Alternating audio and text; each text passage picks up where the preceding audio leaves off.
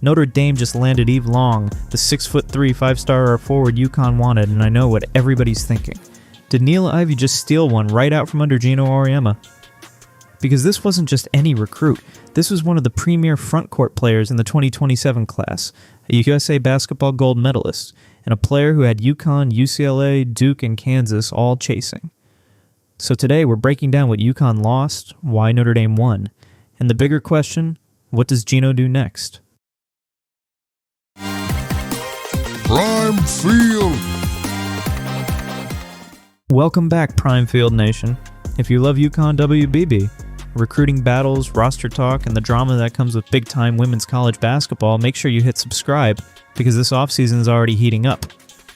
Today's topic is simple. Eve Long chose Notre Dame. Not UConn, not UCLA, not Duke, Notre Dame.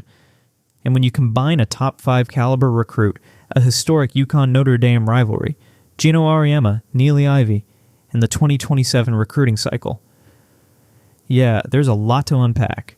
But here's the thing. I don't want to do the lazy UConn is falling off panic take. We're going to be honest. This is a loss. But is it a disaster? That's where the conversation gets interesting. Let's start with the news itself. On May 20th, Eve Long verbally committed to Notre Dame, choosing the Irish over a final group that included UConn, UCLA, Duke, and Kansas. And for Notre Dame, this is a massive statement. Niele Ivey didn't just get a good player, she got her first major prize of the 2027 class. She got a forward who can be a foundational piece after the Hannah Hidalgo era. And she got that player in a recruiting battle where UConn was absolutely in the mix. That's why this one stings. Because UConn and Notre Dame is never just UConn and Notre Dame. There's history there, there's tension there, there are Final Four memories, Big East memories, championship stakes, and fan bases that do not exactly send each other Christmas cards. So when Notre Dame beats UConn for a player like Eve Long, people notice. And let me ask you right away, are you worried about this one, or are you brushing it off because UConn already has front court help coming? Drop that in the comments right now. Now, if you're wondering why people are making such a big deal out of Eve Long, let's talk about the player.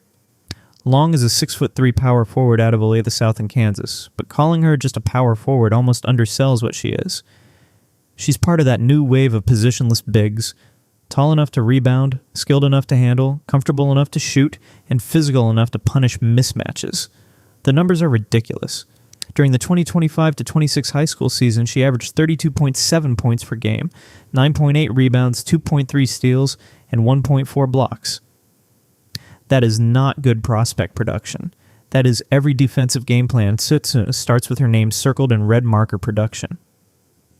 She had a 44-point game. She had a 52-point explosion on the 3-stripe select circuit.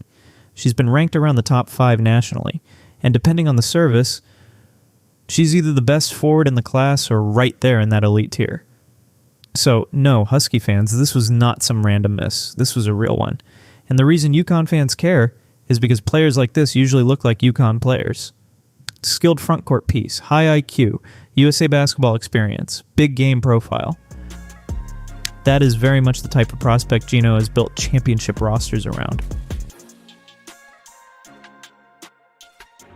But what really separates Long from a lot of high school stars is the USA basketball resume. She won gold at the 2025 FIBA U16 Women's America Cup in Mexico, earned All-Star 5 honors, and was named to the 2026 USA Basketball Women's U17 national team for the FIBA World Cup in the Czech Republic. That matters, because high school stats can be inflated. AU numbers can be chaotic. But when you produce in a USA basketball environment against elite international competition under real pressure, with other stars around you, that translates. And that tells college coaches this player can adapt, this player can process, this player can fit next to other high-level talent. And that's why Long felt like such an ideal UConn target. UConn is not just collecting players who can dominate the ball. UConn needs players who can think, cut, pass, defend, and still produce when they are not getting 25 shots. Eve Long checked a lot of those boxes. Now let's get to the part Husky Nation really wants to know. Why did Notre Dame win? And this is where modern recruiting gets fascinating. From Long's own comments, the Notre Dame pitch seemed to connect emotionally. She talked about the coaching staff making her feel like she was part of something special. She talked about the family atmosphere. She talked about wanting to build relationships with the players in Notre Dame's 2026 recruiting class. That's the key right there. This was not just about banners. It was not just about national championships. It was not just about come here because this is UConn. And I know some UConn fans don't want to hear this, but the recruiting world has changed. For a lot of elite prospects now, the question is not only where can I be developed, it's also where do I feel empowered? Where do I feel connected? Who am I going to grow with? Who is already there? Notre Dame gave Long a vision, a centerpiece role, a peer group, a family feel. And look, whether you are a UConn fan or not, you have to respect that recruiting win by Niele Ivey. She understood the assignment. But here's where I want to push the conversation deeper. This recruitment feels like a small snapshot of a bigger battle in women's college basketball. UConn's pitch has always been legendary. Come to Stores, get pushed harder than you've ever been pushed, learn the game at the highest level, compete for championships, and leave prepared for the pros. That still works. Let's not pretend it doesn't. But Notre Dame's pitch, at least in this case, seemed to be more about connection, comfort, and immediate belonging. And in 2026 recruiting, that can be powerful. So the question becomes, does UConn need to adjust the way it recruits? Not lower standards, not become something it's not, but adjust the message. Because today's elite players are growing up in the Niele era, the portal era, the player empowerment era. They want development, yes, but they also want to know where they fit the cut on day one. And with Jamel Elliott stepping down with the 2026 to 27 roster shifting, with Sarah Strong becoming the center of gravity, and with the 2027 recruiting board heating up, UConn's staff identity matters more than ever. That's not panic. That's reality. Now let's calm the room down a little bit, because yes, losing Eve Long to Notre Dame hurts, but was she an absolute must-have for UConn? That's debatable. UConn already has Olivia Vukosa coming in the 2026 class. She's 6'4", highly ranked, and gives the Huskies real size in the middle. You also have Sarah Strong, who is not just a star. She's the kind of player you build an entire offense around. So from a pure roster construction standpoint, Long may have been more of a luxury than a desperation need. Would she have been amazing in Stores? Absolutely. Could you imagine Sarah Strong and Eve Long together in a front court that can pass, shoot, rebound, and switch? That would have been scary.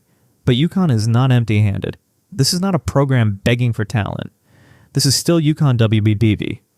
The Huskies have elite pieces, international additions, and a 2027 board that still has major names on it. So I'm not pressing the panic button, but I'm raising an eyebrow, because losing a top forward to Notre Dame is one thing. Losing momentum in the 2027 class would be another. So what's next? This is where Geno and the staff have to respond. The 2027 recruiting cycle is now officially under the microscope.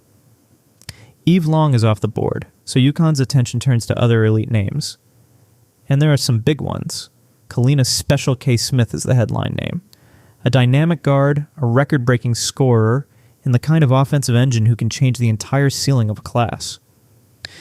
Then there's Ivanna Wilson-Manyacka, the long athletic two-way wing who brings size, defensive versatility, and USA basketball pedigree. And Jordyn Palmer, another big-time wing prospect who fits the modern positionless mold. This is where UConn has a real choice to make. Do you chase the generational guard? Do you stack big wings to battle South Carolina and Notre Dame physically? Do you prioritize shot creation, size, or defensive flexibility? Because the game is changing. The best teams are not just guard-heavy anymore. They're long, they're switchable, they're deep. They can beat you with spacing, pressure, and size. And after missing on Long, I think UConn has to land at least one major 2027 piece that makes the rest of women's college basketball say, okay, the Huskies are still the Huskies.